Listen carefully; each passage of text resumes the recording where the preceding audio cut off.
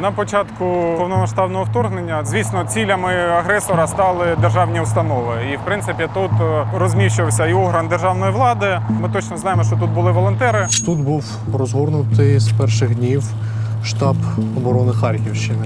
Тобто тут були мобілізаційні центри, волонтерські центри. Приходили люди, які бажають там захищати місто Харків від ворога. Ми разом з розвідниками УГУРМО організовували вишколи для цивільного населення. Цю будівлю цілили навмисно, тобто це такий чіткий, спрямований удар, який був з одного боку направлений на те, щоб знищити тих людей, які тут є, а по-друге, щоб показати вам Кузькину мать, що ми тут такі круті, що ми тут можемо пускати на вас ракети. Це така впізнавана споруда, яка для всіх була таким тригером. Тобто, це показово нас так макнули, можна сказати, в лайно. Якщо казати про саму будівлю, її пошкодження достатньо серйозні, але не катастрофічні. Тобто вона цілком підлягає відновленню. Були дуже багато спекуляцій на цю тему, чи її зносити, чи не зносити. На мою професійну думку, точно ні. Інше питання, в якому вигляді вона має залишатися, але те, що вона тут стоїть на своєму місці, це 100%. Натяків на те, що вона там потребує якоїсь серйозної реконструкції, нема. Там я знаю, що пошкоджені були перекриття, дах, внутрішні стіни, перегородки.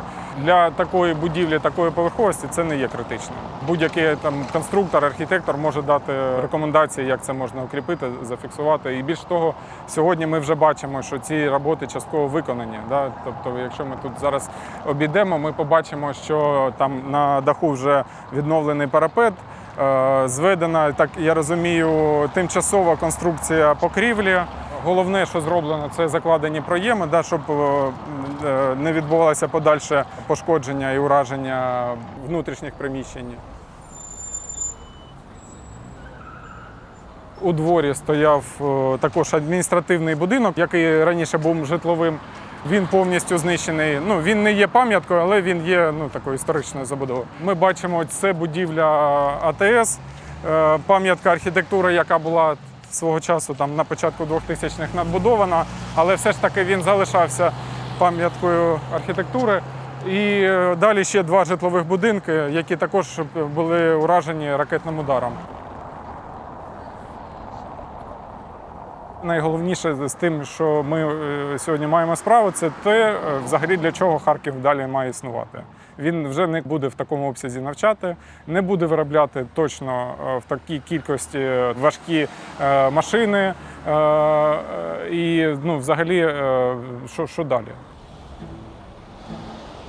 Харків ми бачимо таким креативним центром. Це мобільне місто, яке в випадку загрози воно переходить чи в підвал, чи переїжджає кудись на інші локації. Але це таке середовище має бути, яке буде створювати інновації. Те, що в Харкові є той дух неспокою, який описаний розстріляним відродженням, це точно є, і він зараз нікуди не зник. І я думаю, що це було доведено тим, як тут утворився цей надпотужний волонтерський рух, який тут і снаряди підвозив, і їжу військовим напередок підвозив. Це просто люди на своїх цивільних автомобілях робили великі кількості. Я не хочу казати, що це прямо унікально для України. Це, в принципі, я думаю, наша риса, яка і зараз є скрізь. Але в Харкові воно було якось по-особливому. І ця особливість, вона, я думаю, що і має бути покладеною в майбутній розвиток наш.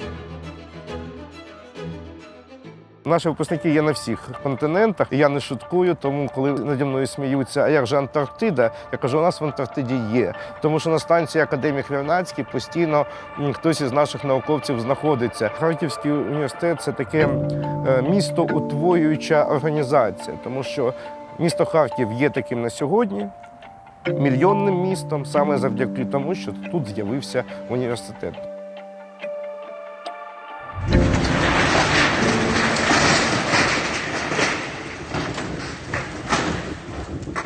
Повернуся до весни 22-го року, коли не було тепла, не було жодних комунальних можливостей, ні води, нічого в цій будівлі. Коли щотижня та майже щодня ми отримували повідомлення, що влучили в один корпус, наступного дня в наступний, через день немає одного гуртожитку, за 3 дні 5 авіабомб впало на наші спортивні комплекси, його немає взагалі вщент.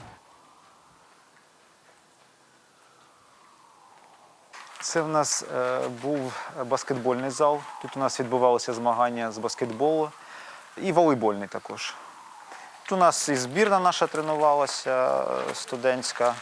Дійсно, ця база вона була доволі важливою з точки зору своїх можливостей. І з точки зору розташування в місті, це фактично недалеко від центру міста, тому дуже багато тут таких відбувалося у нас заходів спортивних і змагань.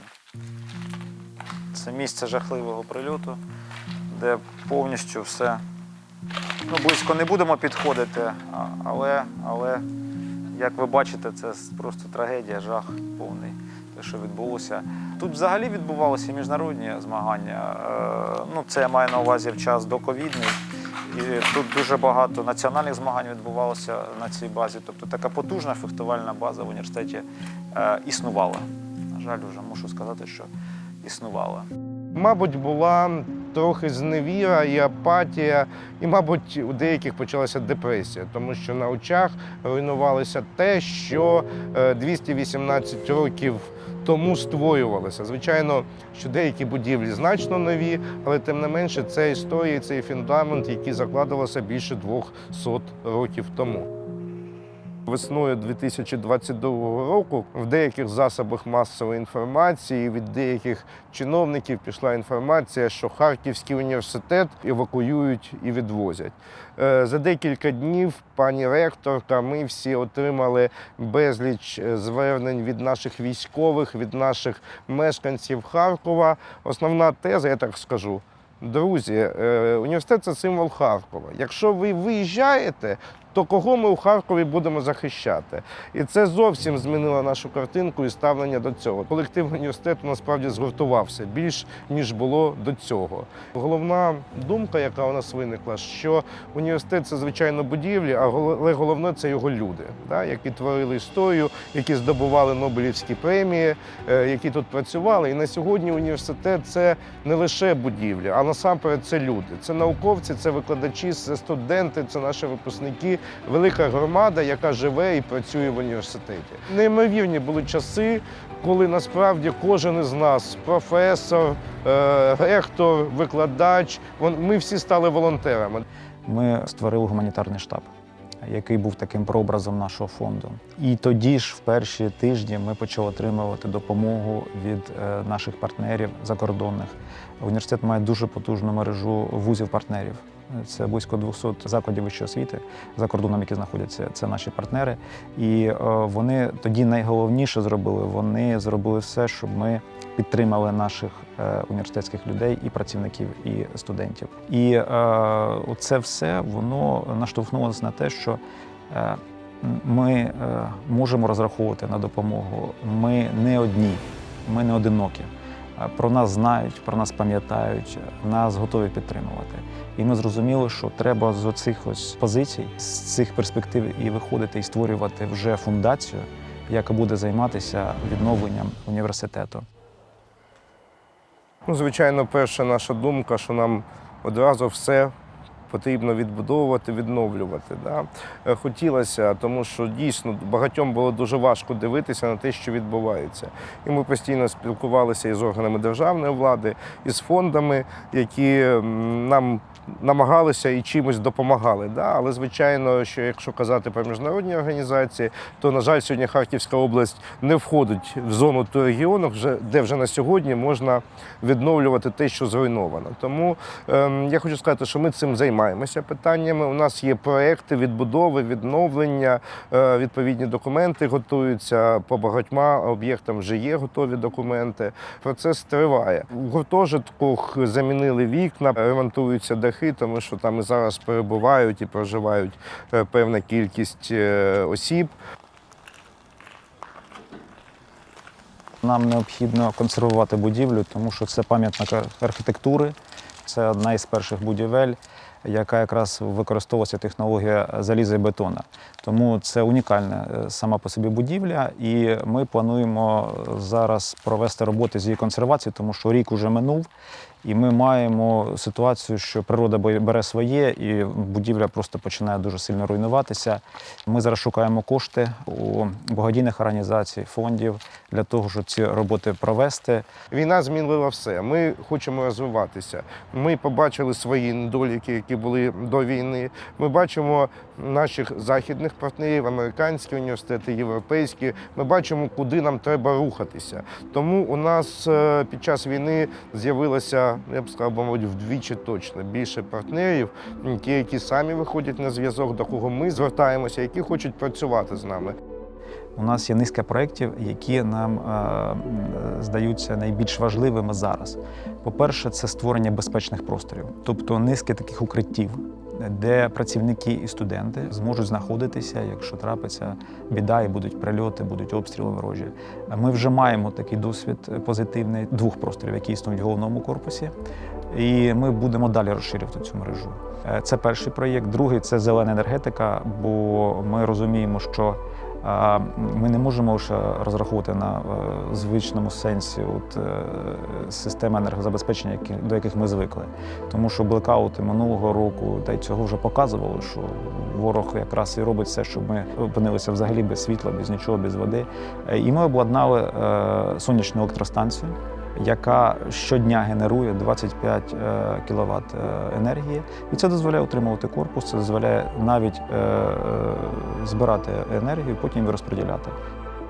Прийом студентів поки що тримає. Ми не знаємо остаточні цифри. Ще вересень місяць будемо робити набір, але хочу сказати, що набір дуже непоганий. Ми всі дуже щасливі через те, що, незважаючи на ситуацію, студенти у нас вступають і навчаються. І це не лише громадяни України, як це не дивно звучить, навіть іноземці.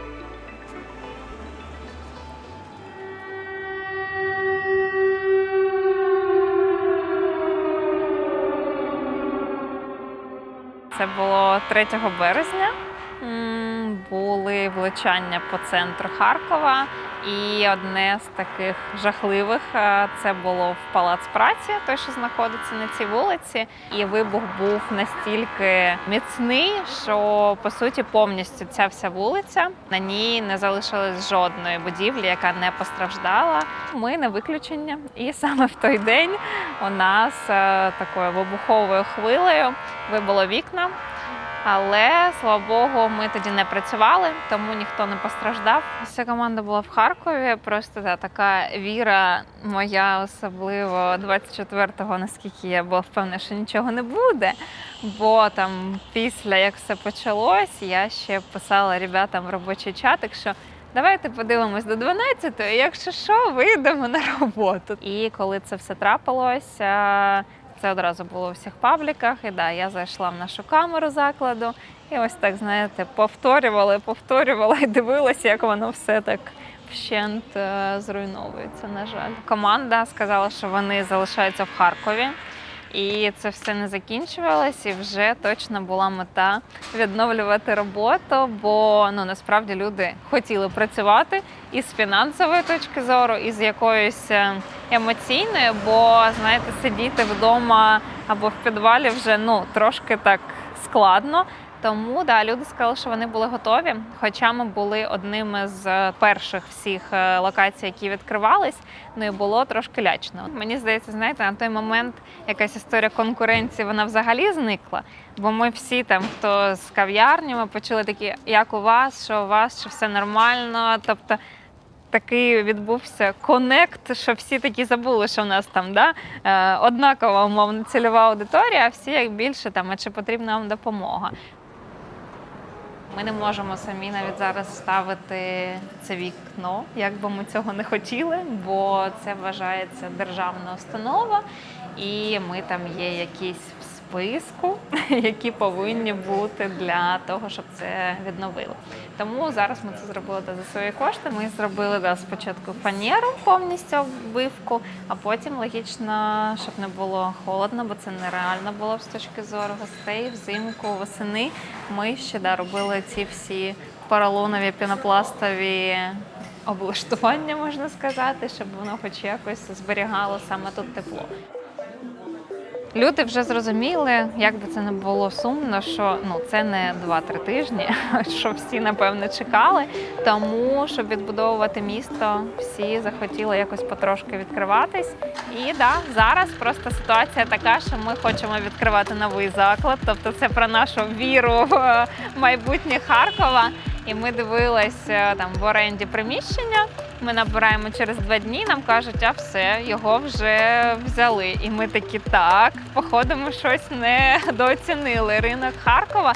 Тобто реально відчувається, що зараз прям, знаєте, така нова хвиля повернення людей, відкриття не тільки старих навіть закладів, а тобто люди в прямому сенсі відкривають нові заклади. І це прям так надихає.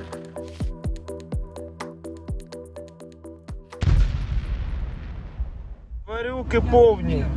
Що вони наробили? Вони, знаєте, поставили на дороги, на асфальті, на трасі. На дорогу. Я бачу. Ми знаходимося на Північній 3. Цей мікрорайон дуже постраждав від всіх вибухів, прилітів і все інше. Прильоти були ось в цю секцію. Якби вона вся опалена і наскрізь прилітали снаряди, гради. Бачите, такі ямочки – це прильоти граду. Світла не було, якби їжі нема. І ось цей мікрорайон взагалі не пускали. Тут багато військових були, вони жили на перших поверхах. Росіяни розуміли, що тут знаходяться наші військові, і палили по цьому мікрорайону. Ми за фахом архітектори, ми проєктуємо і допомагаємо будувати будинки, які ми проєктуємо. Світла нема, мабуть, вистачить. Ось, заходьте. Оцю квартиру прилетіло. Ось так виглядає ця квартира. Хазяїви приїхали і трохи зібрали речі докупи. Повилітали всі двері. Оце туалет, якби зруйнований унітаз і все інше. Це був град, як нам кажуть. І це осколки граду по стінам, по потолку. На цій стіні лоджії тримається ще 4 поверхи. Якщо щось трохи тут трапиться, щось якби вибухне, то принцип доміно спрацює. І усі 4 поверхи, вони складуться. Я знайшов рішення. Це краще подивитись з цієї сторони. Зайдемо у 63-ю квартиру.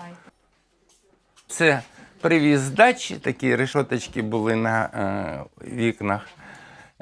Ось там поставив таку стойку і якби обхватив верхню балку, опять же, зробив як швеллер.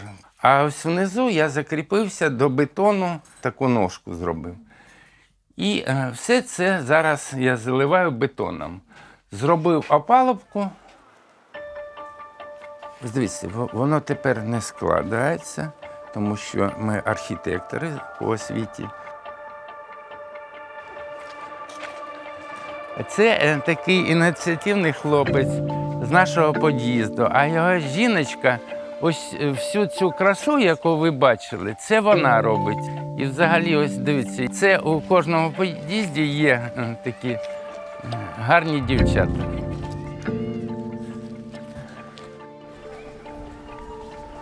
Ось це все скло було внизу. Потім приїжджали машини, все збирали, і наскільки зараз все чистенько, там прибрано, ви бачите. Ні, всі, хто приїхав, вони щось роблять.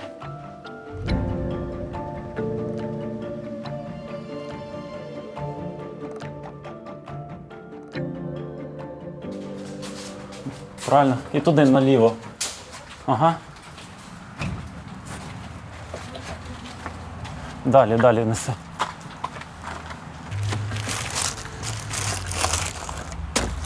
Існуємо по всій Україні. Наша організація з 2014 року. Все почалося з того, що друзі зі Львова, студенти УКУ, поїхали в Краматорськ у 2014 році і приїхали і сказали, кому потрібна допомога, ми готові. І ціле літо займалися тим, що відновлювали 23 квартири. І після того програма все збільшувалась. З відбудови Сходу після АТО, потім розширилося на всю Україну. Катаєш спочатку в такому напрямку, а потім отак. Тобто в 2 шари. Я визначаюсь з запитів, які треба опрацювати.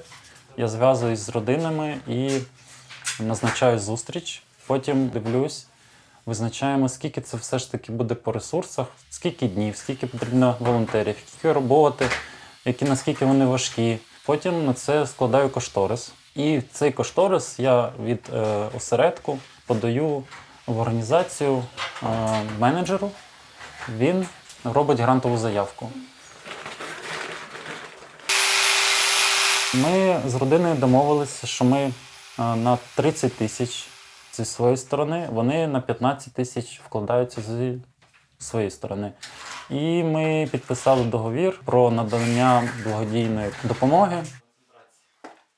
Я шукаю майстрів, і ми платимо їм за супровід будівельних робіт. Теж це стаття витрат. 1000 в день за те, що вони навчають, пояснюють волонтерам. Це наша майстриня, пані майстриня. Ми співпрацюємо вже 4 роки. Вона розуміє, для чого ми це робимо, для кого. І головне, з ким доводиться працювати. Вже напрацьований підхід до волонтерів. По-перше, бо в цьому є потреба у багатьох людей. Дуже багато людей не можуть собі дозволити ремонти, бо воно дуже дорого все коштує. Ну, а люди, волонтери, які йдуть і працюють, мають в першу чергу бажання допомогти, себе реалізувати. Ви маєте досвід, яким можете поділитися? Ну, так. Знання, навички. Багато досвіду маю малярних робіт, тому і мені дуже подобається з дівчатами, з хлопцями молодими спілкуватися з ними. Вони дуже позитивні, мотивовані, вони студенти, і це надихає. Про волонтерчиків. Настя? Да. Чого ти приходиш оце кожен день сюди, а? Навчитись новому. І як тобі? Непогано. Мені подобається. А як майстриня? Дуже добре. Вона дуже класно все розповідає і дуже добре допомагає. Вона крутий наставник. Мені подобається. А вдома ремонт будеш, якщо що, робити? Так. Тепер лекція для вас обох. Ви сьогодні вдвох працюєте, робите плінтуса. Для цього потрібна концентрація. На мені. Оце, бачите, перший раз знайомтесь. Дюпель. Він вставляється в стіну, а потім вкручується такий шуруп. Шуруп розширяє його. І таким чином ми можемо закріпити будь-що. Плінтус, картину, ікону, часи зробити.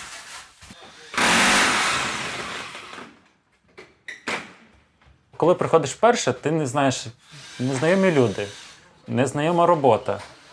Але, тобі довіряють, дають шпатель, дають перфоратор. Ти такий, окей. І в результаті ти включаєшся в таку спільноту, де ти не один це проходиш. І ти такий, вау, мені треба рости більше відповідальності брати. Правильно. Дмитро завзятий хлоп. Що тебе мотивує до роботи? Коли ти приходиш на бурчик, то завжди є люди, у вас вже є якась мета там зробити квартиру, наприклад. Так, якась є одна ціль, і ви разом будуєте.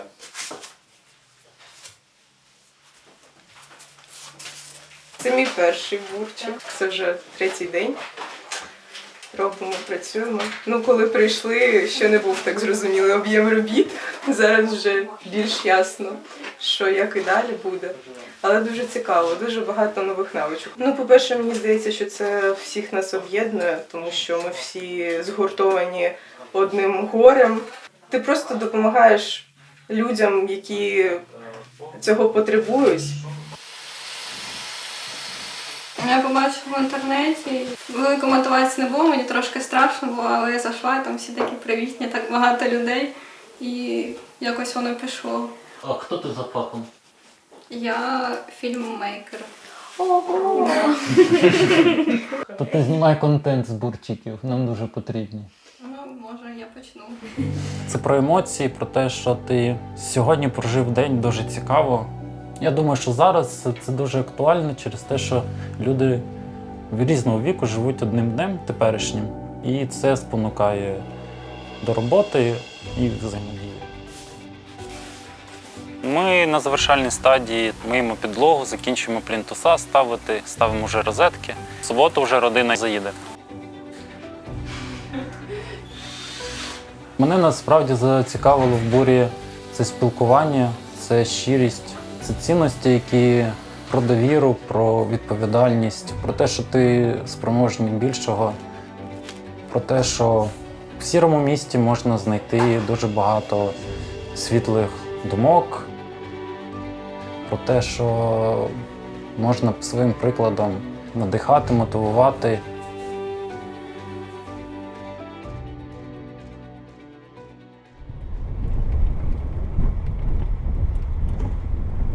Ми на околиці селища Прудянка Дергачівської громади, яке було сірою зоною. Сусіднє село Цупівка було в окупації, в Слатине були наші військові, а це була така зона, в якій просто залишались люди, які не хотіли їхати. До повномасштабного вторгнення я був мандрівником, я подорожував в Африку 8 місяців і планував далі подорожувати, але повномасштабне вторгнення змінило мої плани. Тепер ми мандруємо Україною, відбудовуємо, допомагаємо, досліджуємо. Ми об'їздили всю Україну, всі області і всю прифронтову зону. Важливіше даху на момент руйнації немає нічого, тому що за місяць, за пару тижнів дощів можна втратити на десятки тисяч доларів. Тобто зараз ми вкладаємо в збереження будинку, там в середньому у нас дах, якщо статистично все взяти, це 2000 євро. Ми вкладаємо 2000 євро, а зберігаємо 10 тисяч, 20 тисяч, ну, в залежності від ремонту. О, а от і пан Сашко їде. Доброго дня. Пан Олександр. Пан Влад. Головний волонтер Дергачівської громади, а я думаю, що і всієї Харківщини. Кацапи були тут буквально, якщо де ми стоїмо вверх, метрів 700 вони стояли. В Дергачі ми відрізані. Ми тут їздили, це де хто друг друга знали, збирали кого муку, кого дрожжі, кого сироватку, кефір, пекли хліб, який получався в школьній столовій. Організовували з печки, побрали з магазину випічки, 2 магазини випічки. Ми це пекли, розвозили, ну, ділили так, ну, між собою, це між людьми, поки було світло. Як вас дах розбило? Та як у нас розбило? У нас його розбило в кінці мая. Прилетів мінометний снаряд, прилетів ось прямо тут рядом у дворі. Дах Сашко не хотів, щоб ми робили. Каже, ну, нам потім дах зробите. ми, да. Тільки на третій заїзд зробили дах. Ну багато було побито. На той момент просто люди, це ж потім починають повертатися, а також багато було пенсіонерів, інвалідів, одиноких. Хочеться працювати, робити для таких людей, як Сашко, і в такій громаді, коли бачиш, що люди витрачають весь свій час для допомоги односельчанам, тому що, ну, я думаю, що ви розумієте, що люди дуже різні, і в деяких селах нічого не відбувається, і немає волонтерів, тому що самим людям це не, ну, вони якби хотіли допомоги, але вони нічого для цього не роблять. Слатина всі дуже відкриті, тому, ну, це взірцеве село. Такої відбудови і такої допомоги людям немає ніде. Мені здається, якщо українці витрачають свої гроші на наслідки війни і на захист нашої держави, то це має бути допомога Збройним силам України. Відновлення треба робити грошами закордонних інвесторів.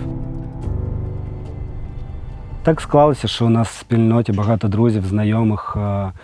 Перший фонд – це був Ксюшин контакт, це була підтримка німецького уряду.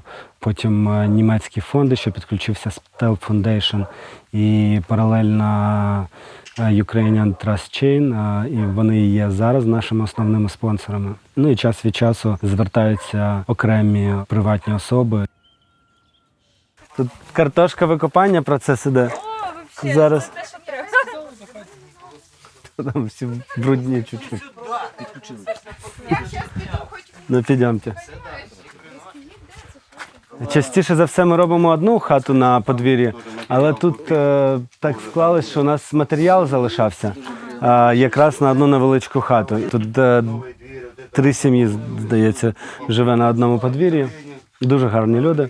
І ми не змогли їм відмовити. Да. І були раді зробити.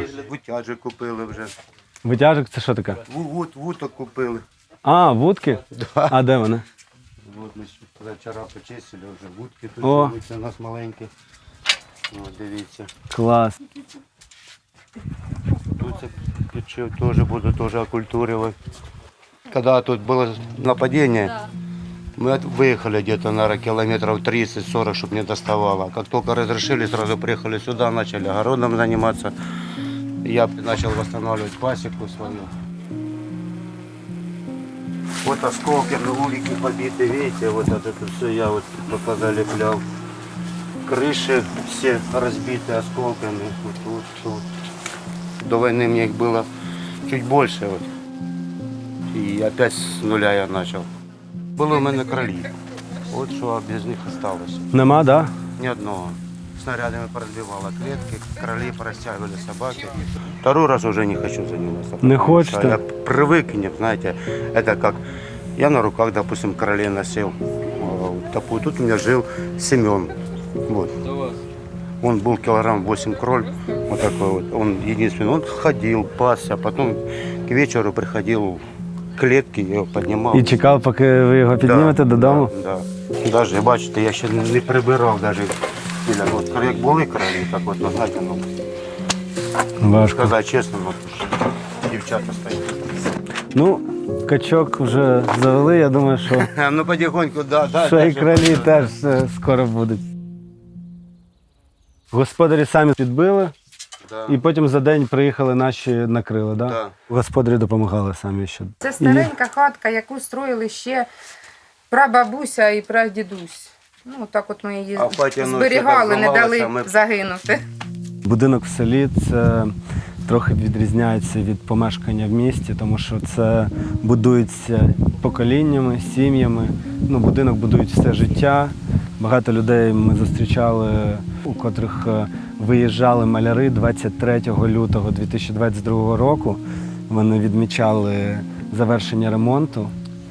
А у деяких вони з малярками попадали під окупацію, не встигали виїхати.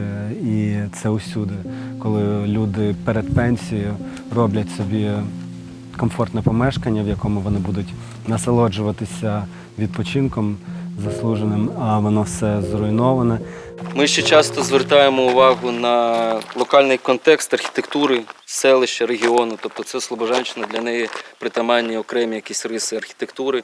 І, на жаль, у нас в країні і так не через війну руйнується дуже багато прикладів традиційної архітектури. Люди роблять ремонти або виїжджають з сел, цілі сім'ї. Ці будинки занедбані. Через війну в Україні ще більше прикладів цієї традиційної архітектури, які притаманні конкретні елементи орнаменту, зникають. В даний момент, ось, наприклад, цей паркан із цієї сторони, це був майстер, котрий в цьому селі робив ці роботи.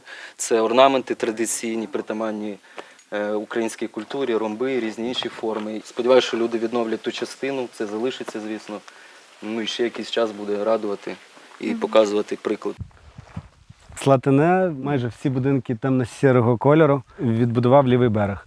Ми вибрали цей колір як нейтральний, який не є як прибульцем в селі. Тому що тут переважно із шиферу дахи сірі. Але так як ми прийняли рішення працювати з більш легким матеріалом, то це був профнастил. І ми вибрали матовий сірий колір. І от в селі, можливо, колись ми піднімемось дроном і побачимо, що всі дахи в селі відбудовані, вони сірого кольору. Раді допомогти. Це надія людям, надія про світле майбутнє. У багатьох людей, їх родичі, члени сім'ї воюють, захищають нашу країну. І оце, до речі, сильне враження, коли телефонують батьки чи дружини захисникам на фронт і кажуть, блін, прикинь, у нас зробили дах. І нам потім перезванювали хлопці, дякували. Вони кажуть, блін, ми тут сидимо в лісу, а нам кажуть, що дах вже не тече, і це неймовірно. Нам не соромно подивитись в очі захисникам нашим, які боронять країну. І ми вважаємо, що ми робимо важливу справу. Можете собаку. Добрий день. Добрий день. Добрий день. Бачите, Ксюшка. Добрий день. Здрасте. Нас 19 квітня вивезли воєнні. Уже тут у нас зовсім неможливо було жити. Нас вивезли воєнні, обіцяли нам тиждень-два, і ми повернемося. А потім 11 червня зателефонували знайомі, що в нас кухня згоріла. Було дуже це тяжко перенести, пережити, це дуже було. Кришу нам відновили, дякувати нашим благодійникам. Ми дуже цьому раді, дуже-дуже. Команда супер. Ми так раді їх бачити. Вже як рідні. Вже як рідні. Дякуючи таким небайдужим людям, хочеться вірити у все, жити. Так що ми не падаємо духом. Картошечка добре вродила. Робимо закруточки. На джику накрутили, помидори з огірочками стоять. У нас все добре, незважаючи на те, що щось там десь шумить, гудить. Дома краще. Хотілося б набагато, в десятки разів більше волонтерських організацій, щоб всі приділяли увагу. Допомагати можна зовсім по-різному. Можна робити інформаційний контент, можна висвітлювати для іноземців ситуацію в країні, можна долучатися до волонтерських груп, які займаються безпосередньо відбудовою своїми руками. Безліч напрямків, в які треба віддавати свій час. Це наш сучасний соціальний податок. Якщо казати про місію і візію Харкова, то на мою думку і на думку нашої команди, це саме підсилення і розвиток креативного класу. Це відбудова свідомого громадського суспільства, яке точно знає свої права, точно знає, що вона має відповідати за себе, за будівлю, за майбутнє. Я, якщо чесно, супер-амбасадор Харкова, тому я бачу своє життя тільки тут. І я дуже сильно вірю, що Харків як буде, знаєте, крайньою точкою цивілізації. І як би це, можливо, не було сумно, але вірю, що Харків через цю всю таку залізобетонність буде точно туристичною локацією. Багато хто каже, що це таке буде тупикове місто, не буде для чого і чому розвиватися. Я думаю, що буде зовсім не так. У нас є наші викладачі, науковці, наші студенти, випускники, які готові йти однією великою командою. І головне, що вони готові захищати Україну і фізично, і інтелектуально. Тому я думаю, що у нас все вийде.